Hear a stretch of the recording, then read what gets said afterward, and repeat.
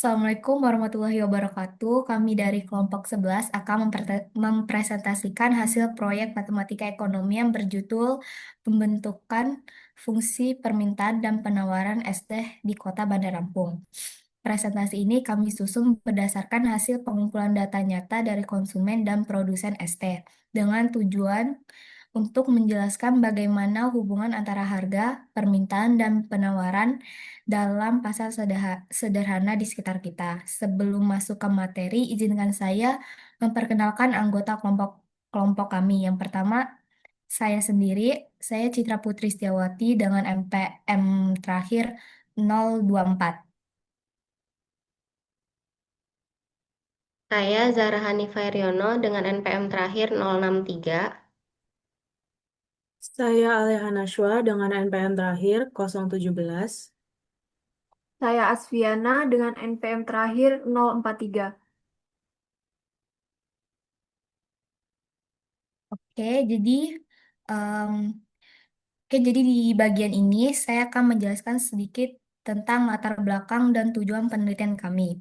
Es teh merupakan salah satu minuman yang sangat populer di masyarakat, terutama di kalangan mahasiswa. Rasanya yang segar dan harganya yang terjangkau membuat es teh jadi pilihan banyak orang di berbagai situasi, baik saat makan, nongkrong, atau sekedar melepas dahaga di cuaca panas. Permintaan terhadap es teh sendiri bisa berubah-ubah tergantung pada beberapa faktor, misalnya harga, cuaca, dan kebiasaan konsumsi masyarakat. Kalau harga naik, biasanya jumlah pembelian akan turun. Misalnya saat harga es teh naik dari 3.000 jadi 6.000 per gelas, sebagian pembeli memilih beralih ke minuman lain seperti air mineral. Nah, itu menunjukkan adanya hubungan terbalik antara harga dan permintaan. Dari sisi penawaran, kondisinya justru berbeda. Justru menambah jumlah produksi karena keuntungan yang didapat juga meningkat. Tapi kalau harga bahan baku seperti gula atau tehnya naik, jumlah es teh yang ditawarkan bisa berkurang. Sini ada alasan memilih topik es teh. Yang pertama itu es teh adalah minuman paling populer. Yang kedua, mudah ditemukan dan dikonsumsi setiap hari di kantin atau warung. Yang ketiga, harga dan permintaannya mudah diamati.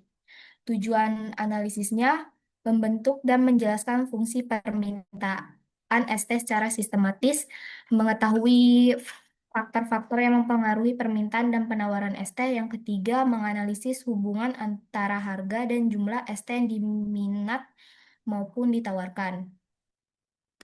Selanjutnya, selanjutnya ada eh, selanjutnya saya akan menjelaskan tentang landasan teori. Dalam ekonomi, permintaan diartikan sebagai keinginan dan kemampuan konsumen untuk membeli suatu barang atau jasa pada berbagai tingkat harga dalam periode tertentu. Nah, hubungan antara harga dan permintaan ini bersifat terbalik. Artinya, kalau harga naik, jumlah barang yang diminta akan turun dan sebaliknya. Kalau harga turun, jumlah permintaan akan naik. Sedangkan penawaran adalah jumlah barang atau jasa yang disediakan oleh produsen pada berbagai tingkat harga. Hubungannya justru searah dengan harga. Jadi semakin tinggi harga, produsen akan terdorong untuk menjual lebih banyak karena keuntungannya meningkat. Tapi kalau harga turun, mereka mungkin mengurangi jumlah barang yang ditawarkan karena keuntungannya juga berkurang. Selanjutnya akan disampaikan oleh teman saya. Baik, perkenalkan nama saya Zahra Hanifah Riono dengan NPM terakhir 063. Di sini saya akan membahas tentang faktor-faktor yang memengaruhi permintaan dan penawaran.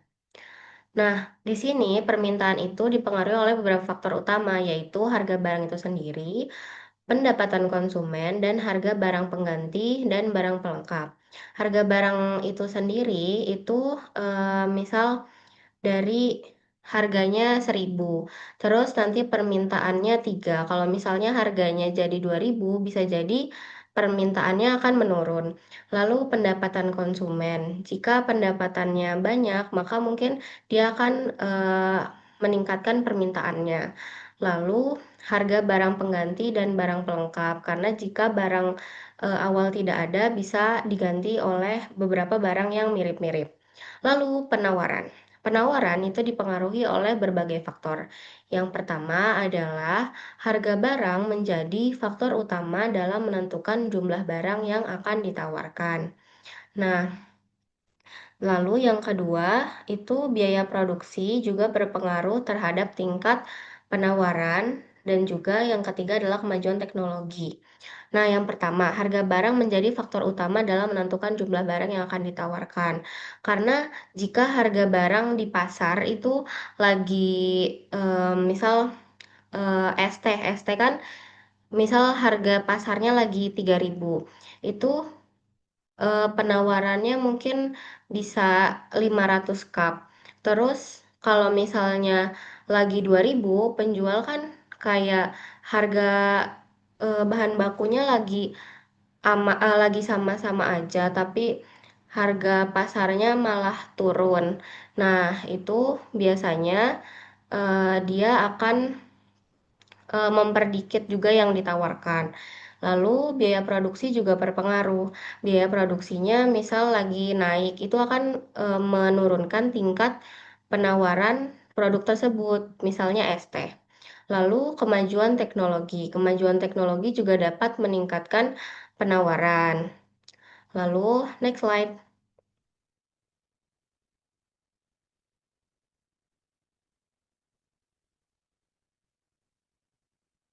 Lalu kita akan membahas bentuk umum fungsi penawaran. QS sama dengan A plus BP. Nah, QS ini menggambarkan jumlah barang yang akan ditawarkan. Lalu A-nya itu sebagai konstanta.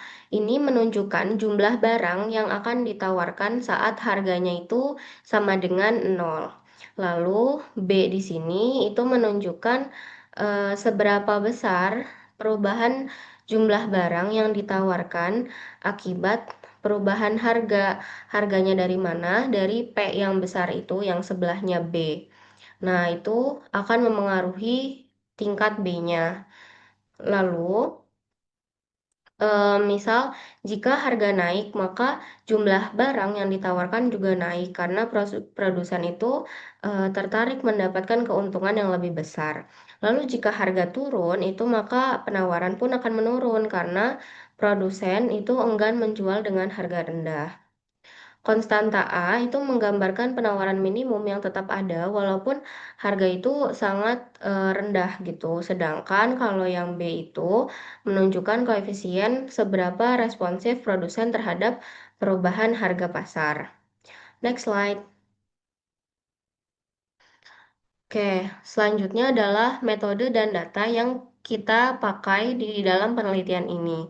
Sumber data yang kita pakai adalah data yang secara langsung kita mendatangi atau observasi lapangan terhadap produsen dan konsumen es teh.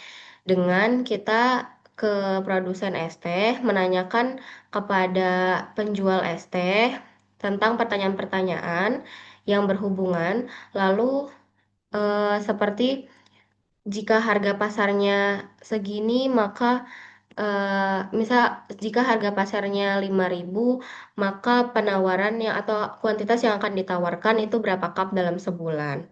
Lalu kalau ke konsumen itu misal harganya lagi turun dari 3.000 ke 2.000, akan menambah permintaan atau tidak. Lalu variabel yang digunakan itu adalah P dan Q.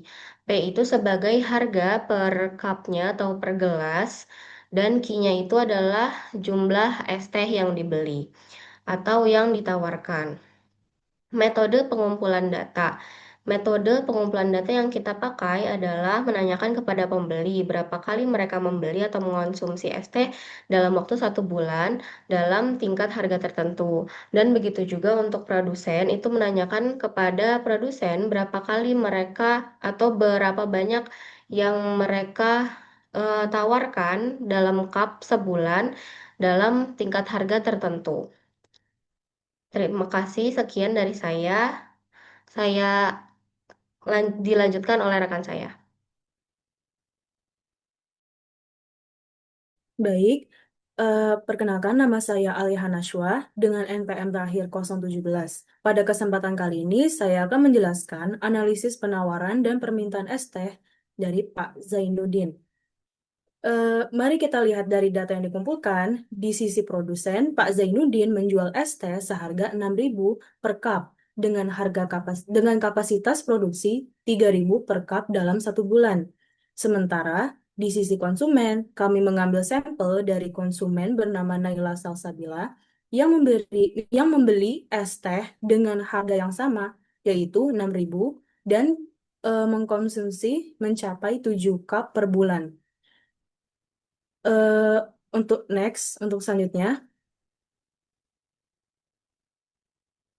untuk slide selanjutnya, oke maaf.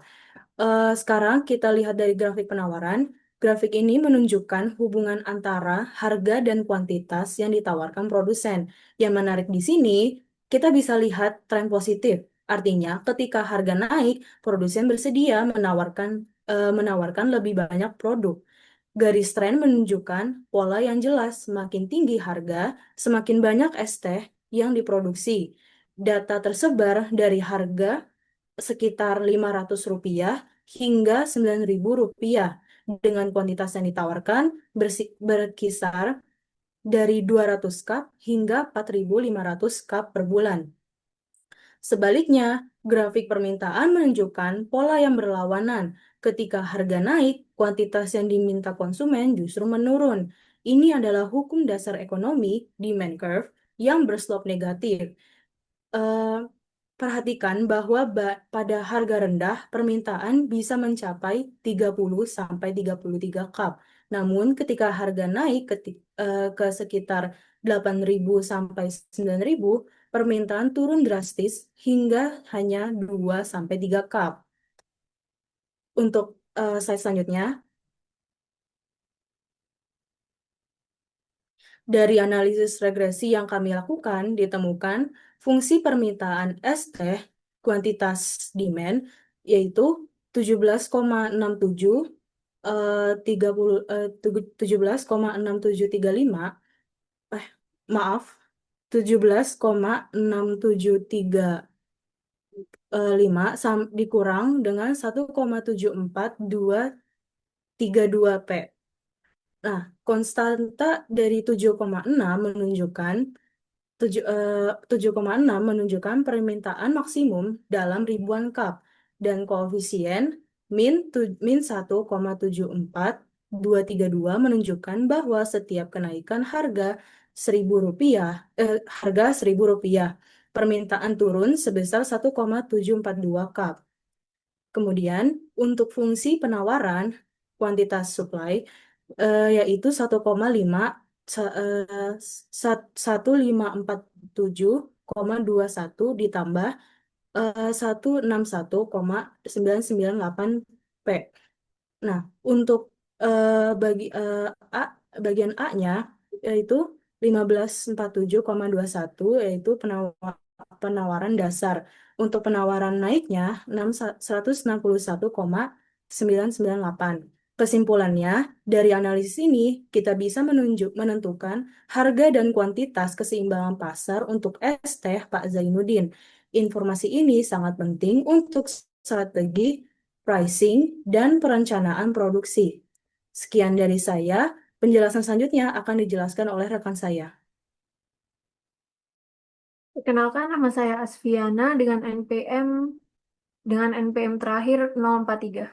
Di sini saya akan menjelaskan cara menentukan titik keseimbangan, yaitu Ki, Ki D sama dengan Ki S.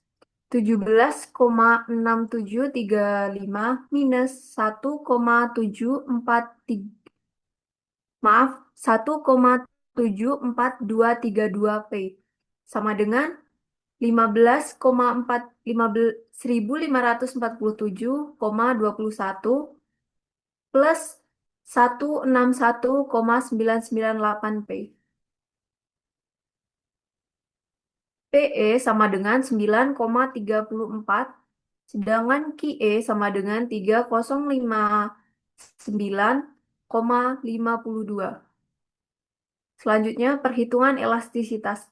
ED sama dengan DQ per DP dikali Pi per Q. ED sama dengan minus 1740 dikali 9,34 per 3059,52. ED sama dengan minus 5,31. Maka elastisitas permintaan bersifat elastis. IS sama dengan DQ per DP dikali Pi per Q. ES sama dengan 161,998 dikali 9,34 per 3059,52. Hasilnya ES sama dengan minus 0,49. Boleh slide selanjutnya. Kesimpulan dan saran. Yang pertama, kesimpulan. Fungsi permintaan ST yang diperoleh yaitu QD sama dengan 17,6735 minus 1,74232P menunjukkan bahwa semakin tinggi harga, semakin sedikit jumlah ST yang diminta. Sementara fungsi penawaran QS sama dengan 1547,21 plus 161,998P menggambarkan bahwa kenaikan harga mendorong para produsen untuk meningkatkan jumlah barang yang akan mereka tawarkan. Secara keseluruhan, hubungan antara harga, permintaan, dan penawaran di pasar es teh Kota Bandar Lampung sesuai dengan hukum ekonomi. Harga menjadi faktor utama penentu keseimbangan pasar. Boleh slide selanjutnya. Dan yang terakhir, saran. Saran atau implikasi ekonomi. Bagi pelaku usaha, perlu menjaga stabilitas harga agar tetap menarik bagi para konsumen, tanpa menekankan keuntungan.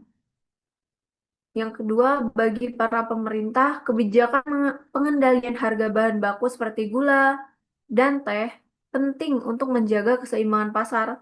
Dan yang terakhir, secara ekonomi, hasil ini menunjukkan pentingnya memahami perilaku pasar agar keputusan produksi dan konsumsi dapat lebih efisien serta mendukung pertumbuhan UMKM minuman lokal. Sekian dari saya, selanjutnya akan saya kembalikan kepada moderator. Saya tutup presentasi hari ini. Saya ucapkan terima kasih. Wassalamualaikum warahmatullahi wabarakatuh.